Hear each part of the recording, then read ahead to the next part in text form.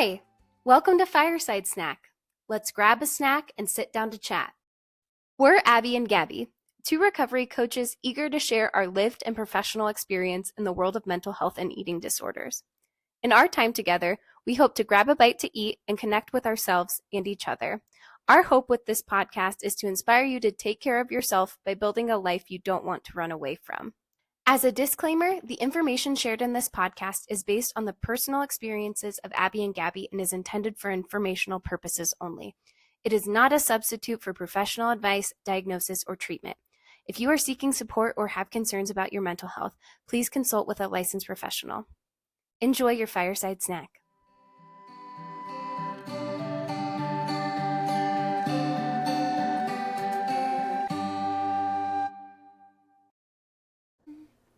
Hello, and welcome back to Fireside Snack. My name is Abby, and I'm here with the most amazing co-host, Gabby. We're excited to bring you a podcast today.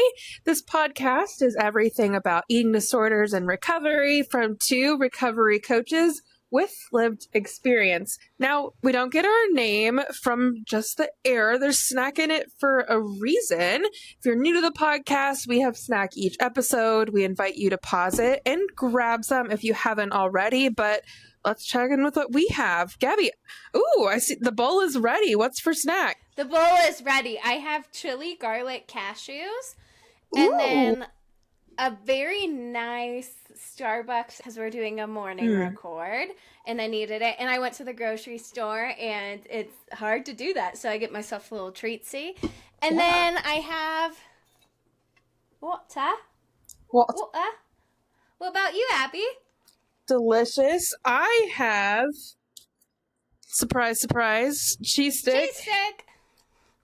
Pita. Okay. Toasted. And this is Dr. Pepper cherry because I need cherry for my cherry soda. So I can't really tip it. This is an exciting episode because we are following up. This is the second part of our social media series where we're talking about the impact of social media, what we can do to change its impact on us and put the control back in our hands of what our feed looks like. We're going to be talking about some of the different trends. In our last episode, I believe we talked about when influencers lose weight and what that can mean for us. We're going to start today's episode out talking about what I eat in a day videos. For people who don't know what the what I eat in a day videos are, Abby, can you give us a rundown? Something I intensely dislike. So what I eat in a day videos are typically a video or I don't know the technical term for it, like slide. You can select multiple pictures of what people claim, emphasizing claim, to have eaten in a day. There's a lot of ways this can go wrong. We can, jump a little more into that, but I'm sure your imagination already runs a little bit there. So it's really just what people say, again, emphasizing say they have had eaten, drank, consumed in a day. And as Abby said, this can be sticky territory, right? We talked a lot last week about how social media allows you to see a very small hole into what's going on with people's life. This is a curated version of what folks want you to see that they eat in a day. It may not include snacks. It may not include the late night ice cream that we got because we were hungry. It might not include binges that people might possibly go on. And so I feel like it can sometimes leave a skewed view of reality of what people are actually eating in a day. Abby, what else is wrong with these darn videos? So I think it can suggest that what one person eats is what everyone should eat. And especially you see a lot of feedback, like a lot of times there's shoulds. I should eat like this. I wish I did XYZ. Naturally, we talked a little bit last episode about comparison with bodies that extends to food. And so people are naturally going to compare what they eat to what others eat. And our bodies and needs are so different. So making blanket statements about what should be eaten or just showing a very singular way of eating can be harmful. Absolutely. And it's also interesting too because typically a lot of these images are staged. Like they're aesthetic images. When I'm cooking at home for myself, my plate does not and maybe this says a little bit about me and how I could incorporate fun more into my food, but these pictures are meant to look pretty. Nobody's gonna post the picture of their pasta where it's like falling out of the bowl and the sauce has dripped everywhere. I feel like they don't give an actual real life look at what it's actually like to cook in the kitchen and be behind the scenes. I'm also curious, Abby, what you think people's intentions are. Like, what are people trying to accomplish behind these what I eat in a day videos versus what are actually people taking away from this? I love this question. And Gabby, I don't know if you know this about me, but I used to put out, I wouldn't say like full what I eat in a day videos, but I put out a lot of posts during my eating disorder about what I eat. And sometimes I would claim that it'd be for accountability because I was under the guise of health, or like we talked about last episode, some orthorexic tendencies that are generally supported by culture but still very dangerous. And so I think what I see a lot in these what I eat in a day videos, and what I said was my intention in the past when I was participating in this, was accountability, was getting to share the fun side of doing something that's hard, that not only am I engaging in something that's difficult, but I can look good when I do it. And that's just surface level. Underneath, there's so much more that's really about this. It's comparison. It's about showing others that we can be worth something more. I'm better. Like the morality that we attach to food. We hear good and bad food labels a lot, and food isn't moral. Newsflash. But also the way that we eat doesn't make us more moral than someone else, but it sure does feel like that when we're advertising eating a certain way compared to other individuals. It seems like what we've talked about in the past too, of giving your validation over to the internet and posting what you eat in a day and then waiting for the feedback of the public to be like, wow, that's a really good day, or wow, something went off the rails that day, and then dictating your life accordingly instead of listening to your intuition or your treatment team and going based off of those recommendations. And I think your point on the performative nature of the post, I mean, it can't be missed. I was in an active eating disorder and struggled with binging and purging behaviors. Did I ever include any of that in what I said I ate a day? No. For me, there was a boost that was supposed to come with like promoting a restrictive way of eating versus what was really going on beyond the scenes in addition to that. So it's really complex, and maybe not everyone experiences an eating disorder that's doing these videos, but there's very, very often more going on than what's captured in the camera lens. So it's such a good point. It goes back to and you brought this up earlier, those orthorexic tendencies. And again, I think we want to reiterate that not everybody who is posting this stuff has an eating disorder or even has disordered eating behaviors. And it's not to say that these posts also don't subliminally send messages that are triggering to people with eating disorders. And so I always like to ask the question of like, why are we posting this? What is the goal behind it? And so it's interesting to hear from your perspective, Abby, as somebody who's done it and been on the other side, what that impact is. As somebody who's only seen some of those videos, I know it's very easy for me to get in my own head about what I've eaten in a day, looking over my list of groceries and things like that, and how we can make swaps for stuff. It just can be really difficult territory. As somebody who's been impacted by this kind of stuff, I was curious what social media websites are doing to take care of this. And there's some ways that they're doing stuff well, and they're really giving it their all, because the internet is the wild, wild west, and we haven't really gotten a grip on how to make the best use of it. There's also some things that they are doing that are completely missing the mark. And so we're going to talk a little bit about those. I'm glad we are, because I think it's interesting. We've talked randomly at different points in the podcast where some of our content is restricted. So general conversations around eating disorders, even in recovery focused ways, get flagged. So there's a lot of interesting things that social media companies are doing. And I love that we're getting to tap into a little bit more and not only look at it from a broad, like company-wide perspective, but what individuals can do for themselves. So I'm excited to dive into this. A lot of this I didn't know.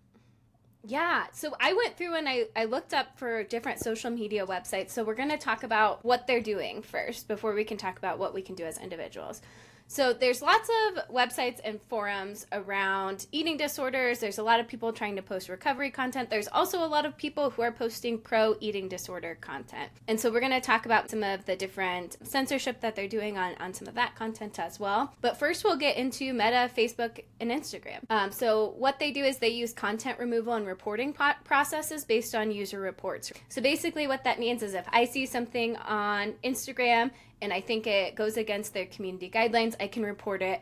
It'll flag it to Instagram, and they have the option to take it down. It also hides sensitive content, including eating disorder-related content for users under the age of 18. It also gives resources and helplines to people if they are continuously searching for specific terms or posting content that might be asking for help in certain ways. So that's what Facebook and Instagram are doing. I have Facebook, Instagram more so in my active eating disorder. These were social media platforms I used often, and I have actually experienced those resources and helplines that in the moment bugged me. Like, I just want to see what I'm searching for, and I'm so grateful for, because as I'm sure we can both speak to, I don't know now or in a little bit, but just the harms that the lack of boundaries around content being placed can have. So this is something I have like experience with in my eating disorder that drove me absolutely nuts. That was actually really helpful. And I think it presents a really good opportunity, even though you can click around it. They're like, if you need help, here are the resources, and you're like, okay, whatever. But also, I think it gives us a really good opportunity to pause, right? Yeah. Even if we're brought with this like ad of like, hey, you're searching some rough terms, let's talk about it. While that might be annoying, it also reflects it back to you of like, hey, you're searching something that's pretty harmful in specific circumstances, and we want to make sure you're okay. So it also allows you to take some time to check in with yourself. But depending on how hot we are, sometimes we can skip right past those warning signs. Well, and I think a lot of times we've talked about this, the I'm fine. Like, nobody can tell me, like, I'm fine. Like, hun, Google doesn't think you're fine. Like, we can take that step there. It's just another, I really like the pause point that you mentioned there. It's not just that there's those resources being presented, but also an opportunity to reflect, like, Google's saying something here, or, whatever social media site that you're using. I feel like it would be more helpful if Google and Facebook just had like a nice mom AI who was like, hey, are you doing okay, sweetie? Like when you start looking at those terms, it's like, hey, you good? You want a snack? Yeah. Are you maybe hungry? I feel like it maybe needs to take a very maternal approach that allows us to pause. So we talked about Facebook, we talked about Instagram. We're going to get into TikTok. TikTok's newer. TikTok typically employs AI to detect and limit visibility or harmful content. It also detects users searching for pro eating disorder terms, and it refers them to mental health resources and helplines. Let's talk about this a little bit, Abby, because you and I have had experience with the AI flagging of specific things. Can be really, really helpful, as it can automatically flag some stuff before it's even had the opportunity to get out there. Can also be harmful to content creators. Curious how you feel about it. In my ideal world, nobody would post harmful content, and then we wouldn't need anything. That's good. Yeah. Reality does not line up with that at this point. I understand the need for it. And I think last week I got a message from you, Gabby, that was like, hey, by the way, we got our video blocked because you ate peanut butter crackers, right? So it's not perfect. AI isn't perfect. I do think some sort of screening measure is important to have in place. AI may be really helpful with that. And knowing that just as something that's not eating disorder content might be flagged, like me having my crackers, something that is may also not get flagged. I think that's been the biggest thing that I've noticed with the AI tool. I think it's a wonderful opportunity for us to be able to catch things very quickly. I think, on the other hand, as being a content creator and being somebody who posts this sort of stuff, it's very difficult because when we rely on AI for everything, we don't have the user interface or the support to be able to make content in this way. Notice that when I've run into AI issues, sometimes I'll try and appeal things, or I'll try and say like, hey, like you eating peanut butter and crackers got flagged as going against the YouTube self-harm policy, and it gave me a minute of where you got flagged at, and I clicked on it, and it's like, yeah, I just got peanut butter and crackers today, and I'm like, nope, I'm appealing that one because that's incorrect, and we got it overturned very quickly. But there have been other instances where it doesn't get overturned, and we're stuck now with this restriction on our videos. All right, we'll get into Snapchat next. So Snapchat restricts content that promotes or encourages self-harm and eating disorder. It also provides resources through mental health tools such as Here For You.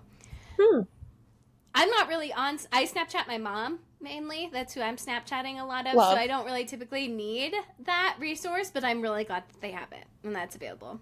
Because I know a lot of young folks who use Snapchat. So I think a good place to jump to from talking broadly about companies is sometimes the way that these apps or social media sites are built encourages content about the shock factor that we mentioned to thrive, and that is the darn algorithm.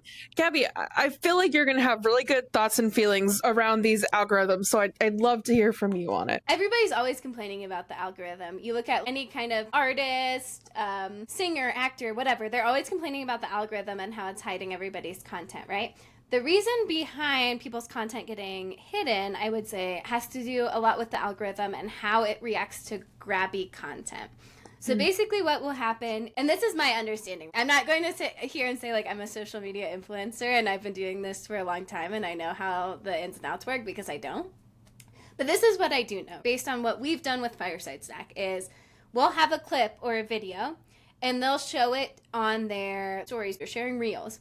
And people are able to scroll through it, and if people interact with it, if they stay on the page and watch it, if they like it, if they share it, you're going to get more views on it. And the more interactions that you have, the more exposed your video becomes, right? That can be really, really tricky, though, when we have people who are posting shock value content. It might be something that's considered not safe for work, something that has some scandalizing image or video attached to it. It could be somebody who's really struggling with their eating disorder behaviors and might not be nourishing themselves in the way that might be most helpful for their body. It could be people who are saying hateful things, and those videos just blow up because everybody's so shocked they want to share them out to everybody and be like, can you believe this? But what they don't understand is by sharing this out and being outraged by this particular video, we are now giving it more power, which is very difficult and kind of crazy to wrap our heads around, but that's how these algorithms are working. There's I think it's considered a documentary. It has some dramatized parts, but it's called The Social Dilemma. It's on Netflix, and it just discusses algorithms and how they work and how a lot of times social media is structured to keep you there. So if there is content that you linger on an additional second compared to some other content, that's what you're getting more. So grabby titles, a lot of times I think I see captions that have nothing to do with the actual content that's being posted. So like, I can't believe she, in all caps, and then it's like ... And in the video, it's like music of an ocean. Completely unrelated, but I'm waiting. So I spend more time on that content, and then more of that gets suggested to me. So even if you aren't completely like engaging with the content, just like the time that you spend on certain posts and videos makes the algorithm suggest them more, which can be a really dangerous loop if you are struggling and you start on like one end of maybe a little of like risque, not super helpful content, and get deeper and deeper into some really dangerous spaces. It's how we get down the social media rabbit hole. I also want to bring to folks' attention that the algorithm is not just based on how you're interacting with social media as well. It's how you're interacting on the internet in general. So it's really important to know that if you're Googling particular topics, if you're Googling pro eating disorder content, if you're Googling different kinds of substance use things, those will also start showing up on your social media pages as well. And so I just think that's really important too, is that your footprint digitally is everywhere, and making sure you're aware that it will influence your feed as well. What is the typical response from companies when people point out, like, we're seeing some big gaps here on what kind of content is being allowed through? So basically, I feel like the response from social media companies has just been, we're doing our best, which is, I mean, that's, what am I to say to that? What are we to say to any of these things? And so let's talk about ways that users get around some of these different sensors. And then we'll talk a little bit too about how companies are continuing to miss the mark. So a big thing that will happen, and Abby, I'm sure you've seen these slang words. I've seen them myself, but users get really creative with using coded language to bypass different censorship guidelines. So they might use euphemisms, they might use emojis, they might misspell or use slang to get around content guidelines. We won't share any of the particular slang in this episode because we don't want to bring any more traction to it, but it's definitely something that we see, and there's a lot of forums dedicated to particularly pro eating disorder topics. Platforms also have a lack of transparency and accountability with moderation and do not exactly share how their moderation works. So harmful eating disorder content still thrives after years of crackdowns from social media. An example of this is the rise of skinny talk. What really comes to mind for me listening to this is when we say algorithm, sometimes we can forget that a lot of times that's AI. And it's been really interesting. I've done some digging into how people that even create the code aren't fully sure how it works, other than it gives the product that they were looking for. So trying to moderate that is really difficult when the mechanisms, specific mechanisms that support certain content or trends, are really not clear. So I think it just also speaks to how challenging it is to get a handle once these things are being amplified. That like shock factor turns to boosting, the algorithm takes off with it, and then it's really hard to get it back in track. And transparency is awful hard when you don't know how the system works, even from a company perspective. I mean, we're talking about what companies can do about this, and I think it's very difficult because there's this constant conversation between everyday people and these companies about whose responsibility is it to make sure that people don't have access to this content. Parents have been tasked with making sure that their children do not access these things. There's a lot of parental controls, censoring time on tablets, not giving kids their own devices, things like that. So that's been a piece in the parents' hands. But then wondering at what point is it on the companies to stop this kind of content from being around? There are organizations that are working to define better whose responsibility content is. There's an organization called the Eating Disorder Coalition that takes specifically legal and policy approaches. Have done a lot of work around Instagram and Pinterest, so involving Meta, similar companies, and having to better define. This is new. All of this we're pioneering. It's a really cool organization. If you're listening to this and going, one, I have an experience that's relevant to this. Two, I'm passionate about this. I'm tired of seeing this on my feed, or just really wanting to support the cause. The Eating Disorder Coalition is a great place to start. And we'll put a link at the end of this video in the caption if you want to check out the Eating Disorder Coalition, because I think that's a great organization. Abby, we've talked a little bit about what social media is doing. We talked about how they're missing the mark. Now let's talk about the individual. What can you do in particular to make sure that this stuff is not affecting you? Abby, what might be some red flags? Social media is impacting me a little more than it's good for my well-being. So first, I'm going to circle back to, if you're getting flagged from social media that the stuff that you're searching is not helpful, I'm going to just be bold and say that's a sign. I think what your feed looks like, for myself, I like to have a very diverse social media feed. Lots of different stuff. If I start to see it on a very one track, that usually means that I'm obsessing over some sort of content. I'm searching it, I'm engaging with it more, and that can show that I'm starting on a slippery slope in a direction that I don't want to go. Sometimes innocently. If I am looking for a new pair of tennis shoes, all of a sudden I'm getting put in workout content, And then a lot of times weight loss content follows that. And I can pause and look at my feed and go, I don't know how we got here, but we need to change this up. So for me, having a like single-minded social media thread is a flag for me. And then really honestly, how do I feel when I can't get on social media is as important to me as how I feel when I'm on it. Because I think I'm good at deceiving myself. I'm sure other people can relate to this, that it's really okay.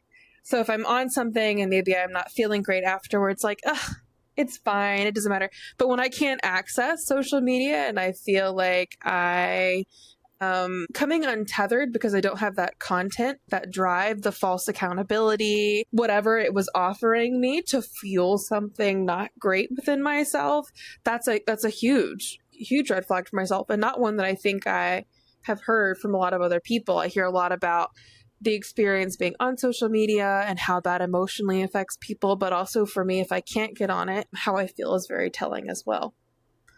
That's a great point that I wouldn't have even thought about, Abby. It reminds me of like having a relationship with exercise or relationship with different behaviors. It's almost like that social media is now being used as a coping skill or behavior. Yeah. And getting irritable when we don't have it's a really big sign. We don't want to completely, though, dog on social media. We're here. We're talking to you. We love to share.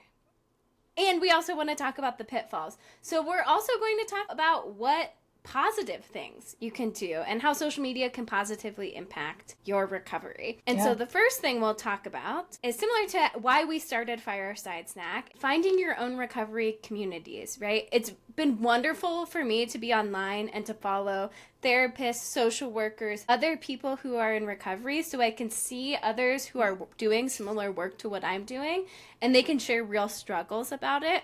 They're actually talking about things being a spectrum as opposed to just like, I'm living my best life and this is really fun. They're like, no, this is really hard. Here's my progress. Here's my wins. Here's stuff that I need to work on.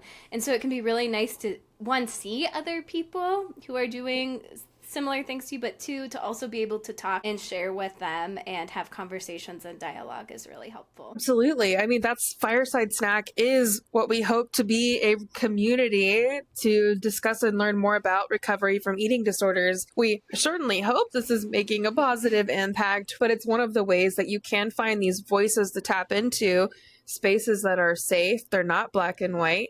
They allow for exploration. It can be a really powerful resource, particularly when we've talked in the past that a lot of times specialized support can not feel accessible or not everyone has support in their personal lives from family or friends. It's a great way to bolster in some of that. So I think it's a great point. Love it.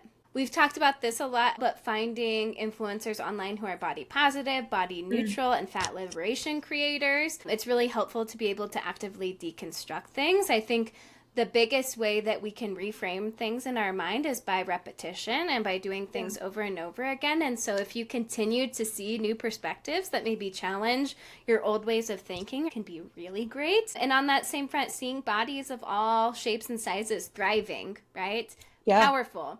Counter-programming, going against our societal standards can be really awesome. So there's a lot of good things happening on social media in conjunction with some of the stuff that we've talked about. I think the trick is figuring out how to get there, especially if our feed doesn't currently look like that. Gabby, I know you've been able to pull a few different ways to help curate our own feeds, take back a little power from that algorithm, and build a healthier feed. Do you mind sharing a few of those? Yeah, this is our call to action. Woo-hoo. Call to action. Call to action. Really, we just wanted to offer some tangible steps on how to build a healthier feed. So our first step on there is to follow body positive creators. I'm going to list some of these in our caption, but I'll name a few just so people can have them on their noggin and in mind if you'd like to start following these folks. So these are people who I follow, who I really enjoy their content. So I've got also, please do not be upset if I completely butcher these names. I do not know these people personally. These are people who I enjoy their content, but I have not met before. Sabrina, Nicoli, Sassano, Cait Whittaker, Spencer E. Barbosa, and Carys Whittaker. And we'll post all of their Instagram handles below. Another way that you can curate your feed and filter out some stuff that's not helpful is whenever you see something online that you don't like, whether that's on Instagram or TikTok or Facebook, you can always press not interested. Don't want it. Don't want to see any more like this. Is there anything else, Abby? Just like the not interested reporting. I think it can feel powerful to see something that's really unhelpful and report the content. I think a lot of times it can feel like, oh, I'm too busy, I'm just swiping, but reclaiming the space in that way. I think also you talked about pause earlier. Pausing before you get on social media, taking a litmus test, see where you're at before you hop on. What are you hoping to get out of your experience on social media? And that might feel very meta, for lack of a better word, not meta like the social media, but meta thinking about thinking before just doing something that's so natural to us, like scrolling through social media. But that intentionality, that checking in, really changes the way that we can experience and dive into the more positive side of social media than something that's harmful or numbing. Something I have supported my clients in, and Gabby made a fantastic social media post about this. It's on our Instagram. There are steps that you can take to lessen the triggering weight-based content that's on your feed. This works for both Instagram and TikTok, I know of. I'm sure other social media sites have it as well, but ways to filter out the content that you're seeing that's related to weight loss. Personally recommend, we talked a little bit about having parents around children, setting like time limits. Set parental controls on your own device. If you don't want to be on Instagram for longer than 45 minutes a day, set a parental thing. You can always override it, but it's that pause point again that we've been talking about to go like, I've been doom scrolling over here in this rabbit hole for a long time. Maybe I should hop off. So I think I see hope. I hear hope when we're talking about this, Gabby, because as intense social media can be, it can offer us a lot of benefits. And it's cool to know that there are ways that we can take, like steps that we can take ourselves to change our experience on social media. The wonderful thing about social media is that you can turn it off whenever you want. I can close my computer screen, I can lock my phone, and it's gone. It doesn't mean that the impact has changed, but it means that we can walk away from these situations and we have the power to do so. So I like what you're talking about, Abby, with screen time. There's been countless times where I've looked at my phone and I'm like, 4.5 hours? How did this happen? And so I like the idea of providing more prevention side of things instead of now having to deal with the crisis afterwards of a potential doom scroll or seeing a flood of triggering content online. We did it! Yeah, complex topics, y'all. We did 2 whole episodes on this, and I'm really hopeful to hear some feedback from you all, what your experience have been around social media, eating disorder, weight related, any of that kind of content. We definitely want to provide the support that we can and just say, like, we've been on all sides. We've been on the doom scroll, we've been on the posting. There's so much to this. It's a complex matter, and you're not alone in trying to figure out how to do it right. And just, Gabby, this is, I think, been a really solid topic to dig into. Absolutely. We have greatly enjoyed talking about it. We're also going to be out of office for the next couple of weeks following this episode. So we're going to be doing a question and answer to upload some quick content while we're away. So if you have questions that you would like answered on the pod, you can comment on our Instagram, our YouTube, our Spotify. You can also email us at firesidesnack@gmail.com. And then that's about all we have for today. We'll see you guys next week. And, bye! Bye!